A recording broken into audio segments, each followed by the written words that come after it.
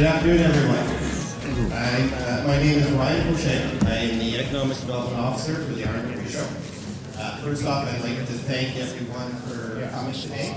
It is great to see the turnout. Thanks to everybody who was here last night. What I'd like to do today is go through some of the challenges and opportunities in the financial sector, especially for small businesses.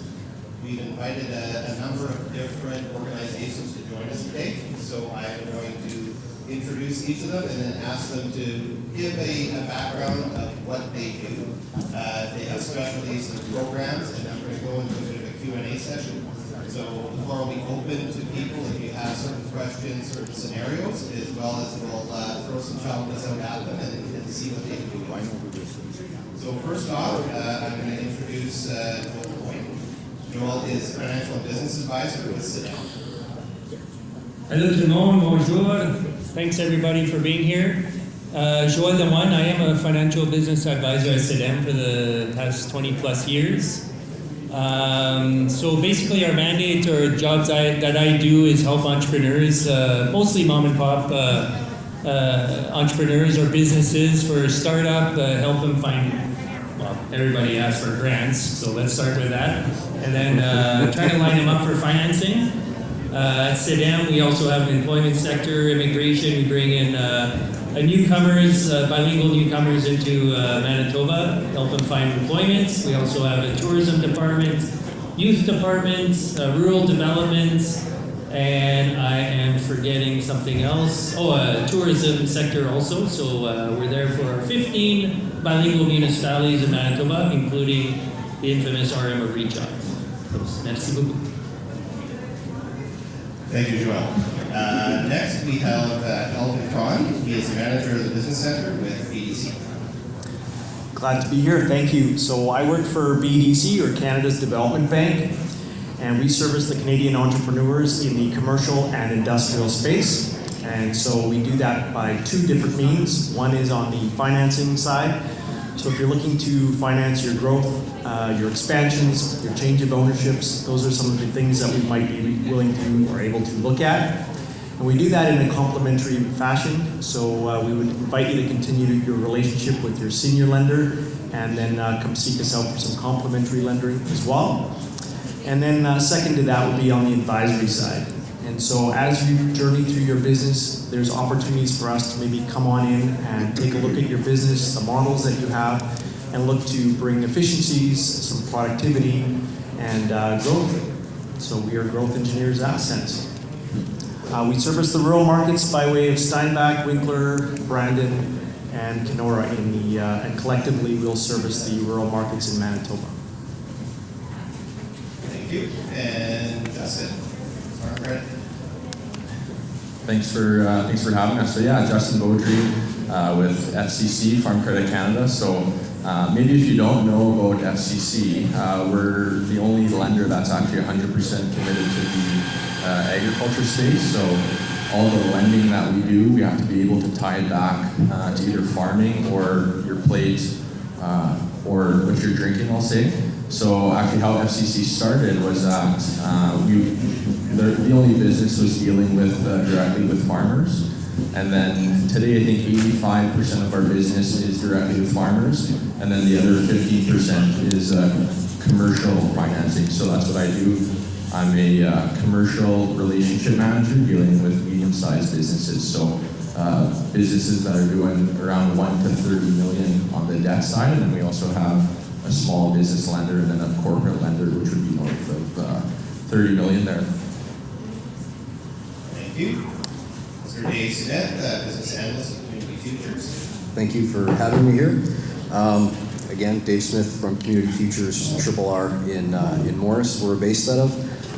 Community Futures, there's 267 offices across Canada, each representing a region in Canada, and our mandate is to help promote economic growth and strengthen communities, and that's done through business advisory services, lending, and community development. My job pertains mostly to the lending portion of it and through the business advisory services of it. Some of that can be as simple as just providing you a business plan template, but we can also review your business plan help you pathfind to some other programs or institutions that might be able to benefit you.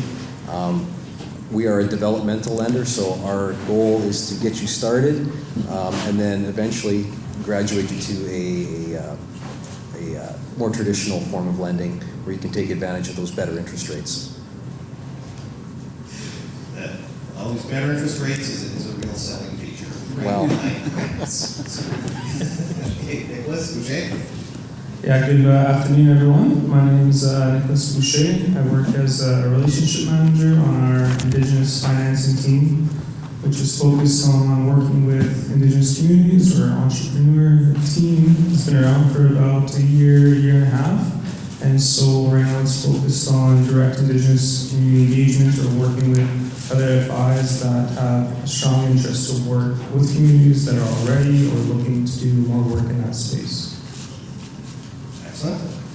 And François, please. Hello, bonjour. François Lambert from Case Group Financier. Case is a credit union or bilingual credit union, Case Populaire, in Manitoba. We've been around for 87 years, and we offer conventional lending, personal, commercial, and agriculture. We have 19 branches across southeastern Manitoba and south central. And we work a lot with many of these organizations around here, offering different programs, etc., and to our members. And we do some lending, commercial and agricultural lending from startup to expansion and personal lending, anywhere from mortgages, personal loans, credit cards, etc. Thank you, François. Now, you raised something that I think is probably not common knowledge when you said you're senior lender and complementary lending. Can you give an example of how you work with other members at the table here and what that will look like? Yeah, good question. So BDC is not a primary lender, so we don't do bank accounts, and that's probably a big distinction for us. We are a term lender, and so if you're looking for financing, we would encourage you to retain the relationship, and we would do that complementary lend. So if it's equipment lending or a little bit of working capital, whatever the business might have need of, we could do that portion of it. We would not take the day-to-day banking away. That's not where our fit is. So it's a differentiation for sure. Thank you, because I think most people assume that, okay, it's a silo, we must only deal with one of your organizations, and it's like, no, basically this is to try and educate everybody in the business world as to where each group has their strengths and come to play. I'm going to throw out actually a question to the FCC guys, because I keep getting these emails. So you also do some software stuff. So can you give me a good idea how, let's say, ag experts, stuff like that works going on? Yeah, great question. So we also have this program that you're referring to, which is called Ag Expert. And actually what it is a accounting software and also a field software to help farmers actually manage a lot of those accounting items or tracking some of their yields, etc. So that's a program that our FCC's developed for quite some time now. And I don't know how many emails you're getting or if it's cluttering your inbox, but I could get some feedback on my end if I need to. I think you're trying to figure out the free version is great, that for me. Probably. Yeah, right on. And you actually remind me, that's a good point, where, so if you're, say, a young farmer, where we could match you up with one of our young farmer loan products, the Ag Expert actually comes free with that for a year. So, I don't know what the number is annually from a subscription standpoint, it may be $300 or $400, but we throw that in there free for a year on the Ag Expert side. No, excellent. Now, speaking about youth, question to you guys, what type of programs do you have out there, whether it's a young farmer incentive, whether it's maybe bank accounts for young people starting out, where would you recommend for a young person today wanting to get into business? If they come to you, what is the program or the funding stream you recommend? I don't think Dave was here. Can you repeat the question in French, please? I know for a couple of streams. I know for SIDEM in 1998, we did get a $500,000 loans fund that we use to borrow out the interest to our entrepreneurs. We are a lender of last resort. Developmental lender. We go around the table here. There's ways to get money through other conventional financial institutions. When it comes to youth, we do have, not on an annual basis, but we do have partnerships with some funding agencies where we do have grants that we can give. Now, defining a youth, what used to be under 18, we do have programs for 14 to 18-year-olds that want to start maybe a summer business project or winter project where we can give a grant up to $500 to cover some of the costs. Then youth was now defined 18 and to under 35, and that too, Entrepreneur.net, again, is for francophones, all these programs. Entrepreneur.net is a grant program that could give up to $1,000 for a young entrepreneur looking to start a business. So that's financial assistance that we can give to them as far as what SIDEM is concerned. Just to add on to what Joel said, we don't specifically have a specific youth program, but we do lend to business startups, whether they be youth or in that 18 to 39 range. I'll also send those clients to Futurepreneur Canada. It's an excellent resource for them. It's a regular loans program, but no collateral is attached to that loan, which allows for another lender to come in and maybe shore up some of that funding and allow them to take the security on the items that were used for that purchase. And we offer banking accounts for youth. The youth have a special interest rate also, and we also offer student lines of credits for students that are in university or in any other secondary education. And we also offer some products for lending with some programs, federal and municipal, not municipal, pardon me, provincial programs. Thank you, and that's one thing I think for people to take away from it, whether it's any of the organizations, there are even additional ones, and a lot of the functions of everybody is to see businesses succeed. So even though you go to talk to Dave, he may direct you to Futurepreneur, you go to talk to Joel, he may direct you to FCC may direct you to the case. They're here to work with the businesses and make them successful. So that's one of the key takeaways is that any of these organizations is here to help. I'm going to throw a couple scenarios at you guys. So one of the things we often hear, particularly whether it's in ag or it's in business, people are getting older, they're looking to retire, they're looking to transition. So it may be to family, it may be to employees. How would you guys, I'm a 65-year-old guy who's had a construction business, been successful, and I want to transfer it over to my employees.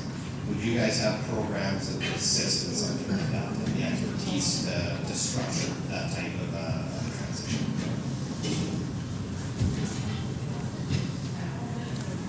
Change of ownerships are becoming quite prominent these days. Lots of legacy businesses with ownership that has had longevity. And so I will tell you, it's never too early to start with strategic planning and think about the long-term exit strategy.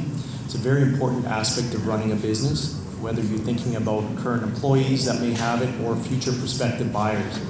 So on the one hand, you want to think about maybe an advisory project where you're doing that strategic plan, you're developing that out, and you're articulating what that exit looks like. Second to that, you look for a strategy on financing that out. And so we're seeing a lot more maybe examples where vendors are having to participate in a strong way when you think about selling, specifically if they're larger companies and the dollars are fairly large. And so vendor take-backs are a fair share of that, but also come to investment. So the owners looking to buy in will need to figure out what their investment portion is and be very thoughtful in that sense. So we do have lending programs. We'll work with other senior partners in terms of maybe co-lending. Maybe there's an aspect that they'd be willing to lend to. Maybe we can do a portion maybe we do all of it. Really depends on best fit. I will tell you, it's always important for you to consider all your financing and look at best fit for your business and the circumstance around it. But look for advice and look for financing solutions. We do have a partnership with a company called Venture Connect out of British Columbia, and what they do is they look to match people that are looking to sell their business with people that are looking to buy their business. So that they'll do a valuation. So the people that are selling the business get an actual realistic value of what they can expect to receive from anyone that's looking to buy that. So that's something we have a partnership with as well. Yeah, for us, we actually have a specific program or a product that's called like a transition loan, where we'll guarantee essentially the funds for the seller that they'll essentially guarantee the funds. And then I think the biggest thing is just starting the discussion early and getting whoever is taking over the business, looking at the books and involved in the business operation so that it goes as smoothly as possible. And we also have certain employees within the organization that are specifically focused actually on that type of transaction that can help and guide and explain certain scenarios that so that the transition is as smooth as it can be as well. I don't know, Justin, if you want to add on to anything that I kind of talked on. Yeah, I think just to add on to this transition loan that Nick is speaking to, there's a few benefits to the vendor, so the seller, where they could actually accept money, and if they're willing to, accept money over time up to a 5-year period. So let's say in the first year they've got a capital gains exemption of a certain dollar amount. We could actually fit that in and tailor it so that they could take advantage of that. On the buyer side, they're actually only paying interest on the portion that's been dispersed each year. So you're actually saving some interest upfront.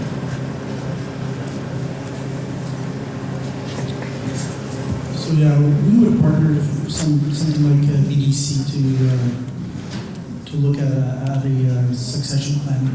One thing I wanted to point out is and stress that how important it is to plan early on. 10 years is not out of the norm to start planning, because a lot of things that people forget is that you need a succession plan in your management. Management is key.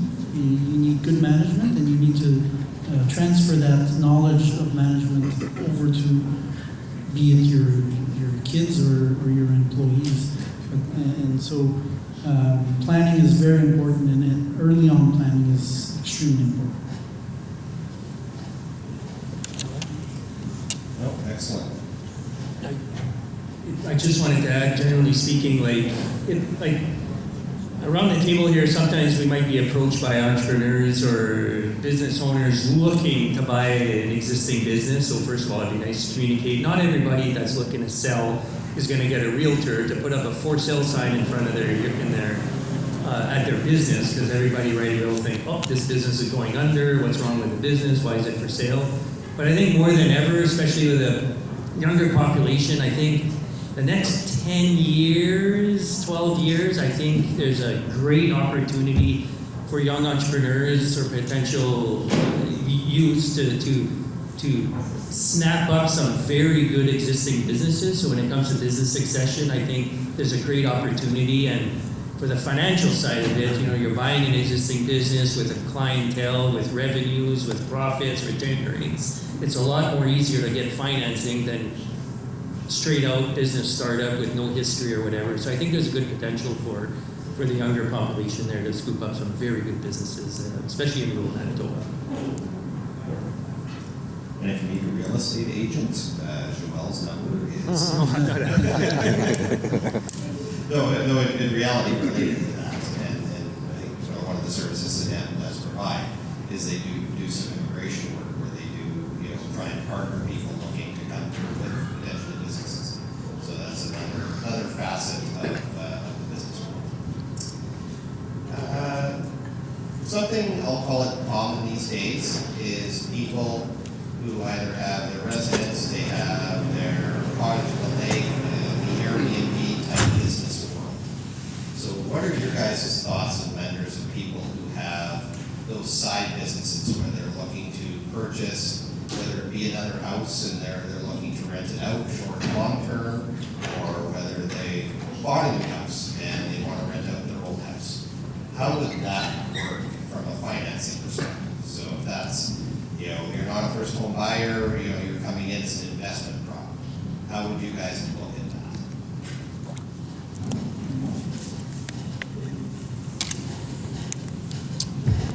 Good question. I'll start with the home buyer. So the person who owns a home wants to buy a new home and wants to use his old home as a rental property. The key there is the rent that you're collecting. You're going to want to make sure that that rent is enough to cover all the expenses from that home. Then that allows you to use your income for that new home and pay for the existing mortgage on your current home. So rent is very important there to make sure that it's standalone. It becomes a standalone type of business. When it comes to Airbnbs and all that, Airbnbs are a bit complicated. The zoning comes into play there, and that a lot of people don't quite understand that, but it does create a risk to the lender, and so and also location is key also. You can have an Airbnb, but if it doesn't attract any tourism or anything like that, it's very hard to convince someone that it's feasible and it'll be able to make the payments. So, but all in all, make sure you understand your numbers, make sure you have a business plan and some projections, and be able to support those projections also when you look at any businesses, be it a side business or be it a rental property. Make sure you understand those numbers. Anybody else? Yeah, so from SPC's perspective, I would say eligibility is probably one of the first questions we ask when we're talking, because we government mandated when it comes to agri-food or agribusiness or ag production. So I would say that's probably one of the first questions we would look at. If the new property you're buying was a farmhouse, for example, then yeah, eligibility, then we can, and it's always good to see other streams of income. But as you mentioned, like evaluating those numbers and seeing that it's profitable is something that I think for sure that we'd be evaluating.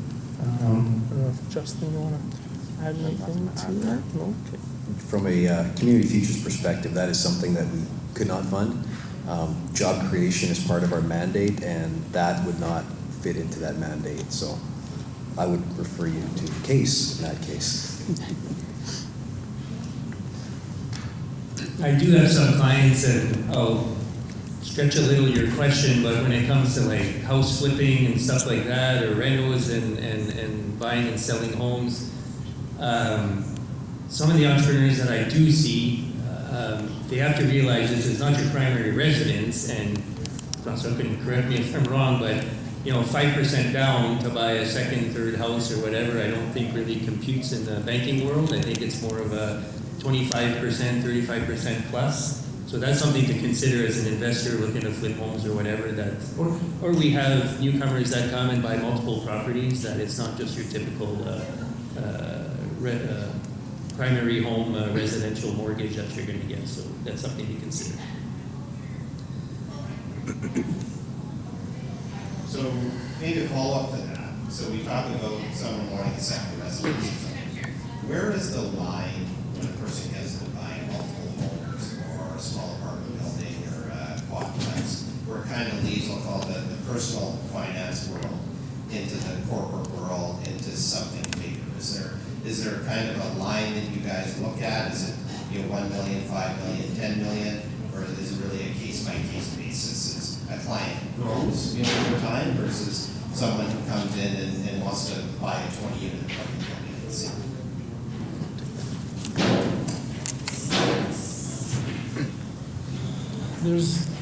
There's not really a line set in sand. However, To simplify it, what we do at the case is anything over 3 doors needs to go into the commercial department because that creates a cash flow analysis that is a bit more complex than just your ordinary personal lending. So therefore, for us, that is where the line is, and anything over 3 doors is when we get into it. Anybody else? Yeah, and like Nick said, it wouldn't be something necessarily FCC would touch, but just to relate it to kind of where is that line, I think, you know, maybe at a certain dollar level, there's just enhanced due diligence. But on top of that, you know, if there's a proven track record from the borrower, there's strong cash flow, you know, there's confidence in the person themselves and the business plan, then, you know, there's not necessarily a ceiling there. It's more so actually just the risk that the lender would want to take on from that standpoint. Thank you, guys. I'm going to change it up a little bit. We have a lot of businesses that, you know, maybe seasonal, maybe, you know, I'm a fencing guy, I'm a paving guy, I do landscaping, that type of stuff, where I have to pick up $50,000, $100,000 worth of inventory to start the year. And it's stuff I'm going to use in construction. And where would that fit in a lending model, like that type of inventory situation? I'd say that's maybe a fit for BDC in some way. Working capital is what the business requires in that moment, whether it's to boost inventory, whether it's to take advantage of some discounts that a supplier might be offering, to maybe buy in larger bulk quantities. Instead of evaluating your operating line to make that purchase, you might want to consider holding that to maintain your day-to-day operations and consider a term loan to make that happen. Lenders such as BDC might be able to do that and still afford the senior lender the inventory and receivables to contain that line. So that's the complementary piece, but we would just term that out. So we'd evaluate the financial health of the business, understand what the ask is in terms of inventory, what will that do, projections of course, and then can it cash flow? So that's the thing that we'd be looking at primarily. So that'd be a good spot for us for sure. Now, in a situation like that, when you were talking the difference between going with BDC or vendor financing, and I saw something that totally threw me off yesterday, and I can't remember where it was 30%, you know, APR financing on this. You know, what would they be looking at? What is a going rate for inventory financing? Yeah, that's always a complicated answer, interest rates. And the reality is there's too many factors that come into play when you're talking about an interest rate. For our perspective, we're looking at the industry classification, the strength of the individual in that business, the strength or results of the business itself, and what our funds will be doing, what will be the benefit of the program funding. So there's almost too many factors to kind of contribute. And the last, of course, is what we have in terms of collateral. So in a working capital position where they're purchasing inventory that we're not going to take as an asset, you can appreciate that adds an element of risk, and the rate will be appropriate to that risk. If we're in a secured position, then of course the rate reflects that as well. So. Question, and I know this relates particularly to FCC, the rest of you guys are not 100% sure. Now, FCC, I'm a farmer and I'm going into John Deere or something and looking to buy a combine, they're coming to you guys as a partner for that. Do you, any of the other lenders have those type of I'll call it joint marketing or joint lending situations, or anything, Justin, you want to add to how that relationship works? Yeah, I think what I would add in that case, there's two things there. Like, let's say a farmer is going to buy that John Deere tractor and he really likes it. That specific day, it's really shiny, so he really wants to buy it. Either he can finance actually directly through our FCC office, or actually FCC does actually partner with dealerships through a dealership financing program, where essentially the dealership is just outsourcing the financing portion of that deal. So I'm not sure if anyone else wants to add comments there. Oh, sorry. We don't typically do partnerships with dealerships. However, we do equipment financing, and any agricultural equipment we would be able to finance through the member, and up to 7 to 10 years amortization. I got one or two more, but I'm gonna put them to the side and open it up to the floor. Does anybody have any questions that they would like to ask these gentlemen here in regards to, there we go, you're up, sir.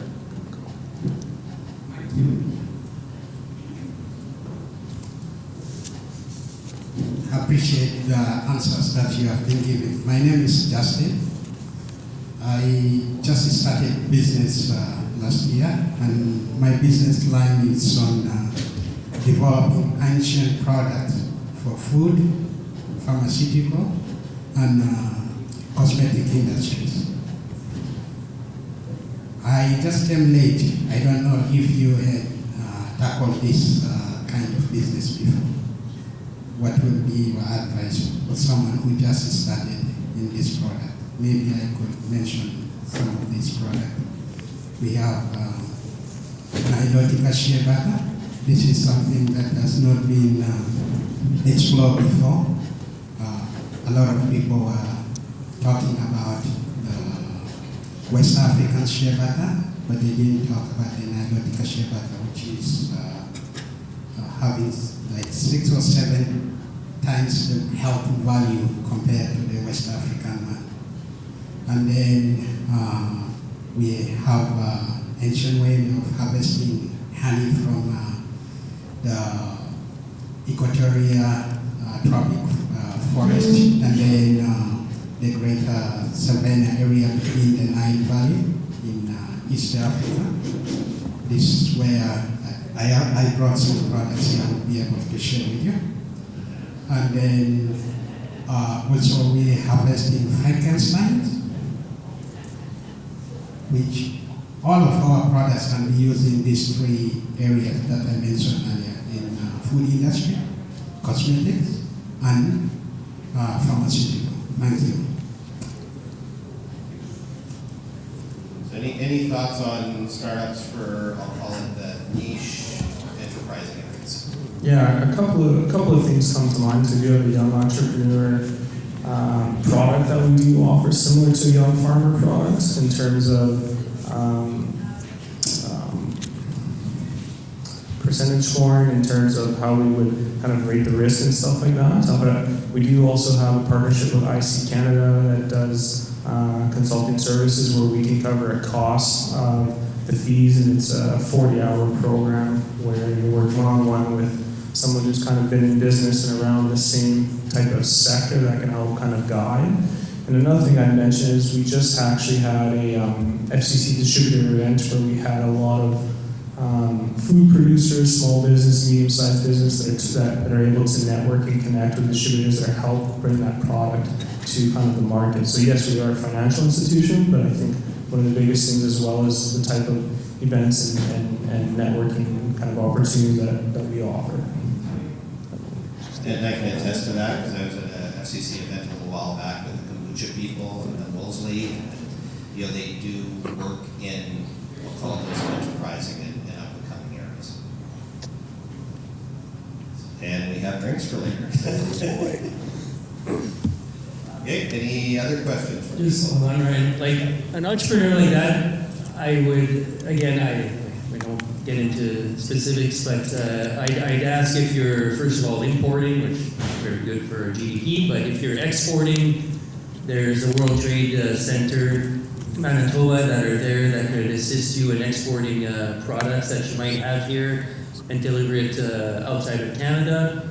Another question I would have is, you know, if you're manufacturing some of these products here, Prairies Canada have programs, Ramp Up program is one of them, to maybe bring your business that's presently here to try to implement into new markets. I still think it operates under that name, IRAP, Innovative Research Assistant Program. If you're in a production line, mixing ingredients, something. Maybe there's something in the research thing where, you know, if it's 50 cents on the dollar or some certain grants or 0% interest rates and some of these things. So these are discussions that some of us around this table would definitely have with a client just to see what else is out there.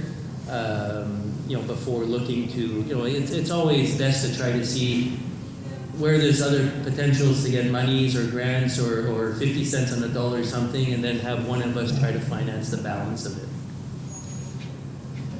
That we can go back to the expertise around the table and the ability to direct people to other programs. So whether it's lending, whether it's consulting, whether it's business plans, import, export, there are a lot of resources, and odds are, you know, everyone has dealt with different particular situations this year. Can I find someone else out here? Oh, you move your arm. Mark.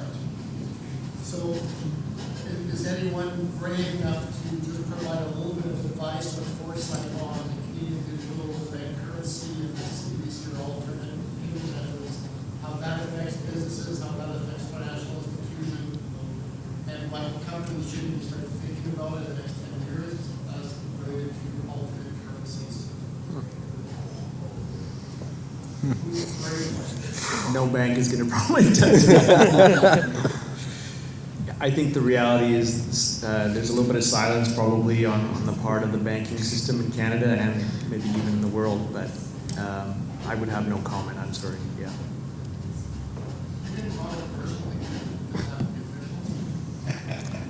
Yeah, I won't have a comment. Yeah.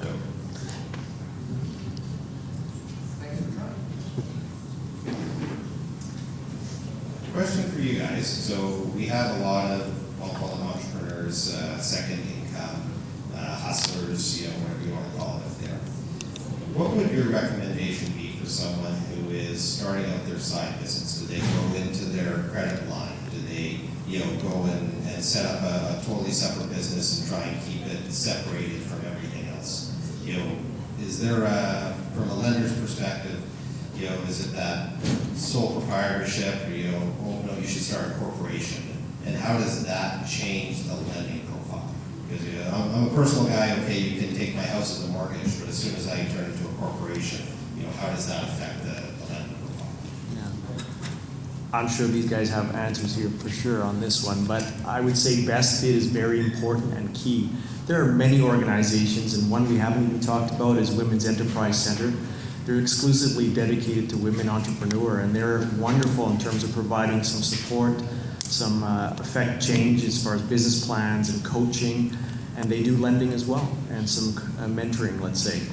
So there's Futurepreneur, which we've talked about. Also, there's lots of organizations, and you would do well to connect with all of them, quite frankly.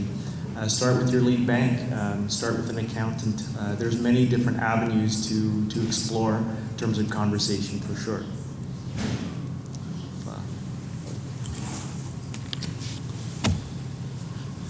Yeah, I would say definitely if you're thinking of starting a business, be it a side business or a full-time business, having a talk with your accountant would be step number one for sure, to really understand the volume that you're going to be generating, because that's going to be deciding if you're going to be incorporating or remaining as a sole proprietor.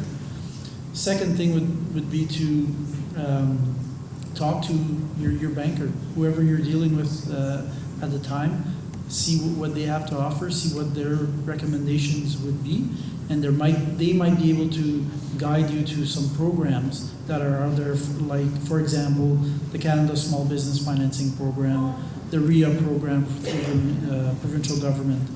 Those are avenues that they could help you get financing through. And but yeah, create a plan and get that plan verified by the professionals, the accountants, the lawyers, and your bankers to help you out with the plan. Anything else?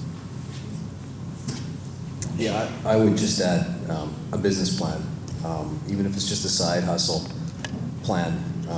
If you don't, you're always going to end up spending more money on your startup than you think you will. So again, plan to the detail. I think well summarized from these gentlemen. The only other thing where my mind goes is, typically when we sit down and so say someone comes to us and they're looking to start a business, some of the questions we're asking is, what's your product? And we heard from yourself, but is it a unique product? Do you have a competitive advantage? What's the market? Who are you selling to? Is it growing? Is it not growing? If it's not growing, who are you going to displace in the marketplace? So I think, and you said it, but talking to your banker or the accountant, getting down to those questions, we highlighted in the business plan. So there's a lot to unpack there. In terms of products with FCC, there's a specific one called a starter loan. So actually $150,000 that I think we could go unsecured, and the purpose of it is for working capital. It can be for a capital improvement. So if you have to buy a piece of equipment or it goes towards a building, etc. So there's a product there, and I think we waive the fees for you up front. I think that's all I'd have. I think for different types of businesses, again, it depends on a few items. I always think, I talk to a lot of the accountants out there, and if your profits, once it hits maybe 50,000 or more, I think it's more wise to transition into a corporation just for tax purposes if you're a one-man show or a sole proprietor. Again, it's also a question, should I incorporate? I get asked that quite a bit. It's cheap to incorporate or create a business here in Manitoba, so that's great. But the question I always ask is, what industry or line of work or product? Are you in a business where you're going to be, you're in a medical field where you might kill someone, whatever, right? You might want to incorporate so that, when you get sued, it's your company that's going to get sued, not you personally. People I keep in mind is a lot of them says, I want to incorporate so they don't come after my house or my own private assets. But you have to realize the banks could still finance corporations and take a personal loan or personal guarantee on you, which has access to your personal assets. Now, that's not always a bad thing if it comes down to that. That's the last card that you have to play, is to take personal guarantee in order to get funds. I think that's a wise thing to do. And another thing is, I get every now and then more than I should. You get entrepreneurs, coming to see us, says, I'd like to open up a business. I have no money. Is there any grants out there? There comes a time you probably shouldn't be in business if you're relying on government grants or grants to operate. So sometimes I feel we're doing a person a favor, build up assets and learn a little bit how the culture works here in Manitoba and how businesses operate before going out into business. That's my 2 cents.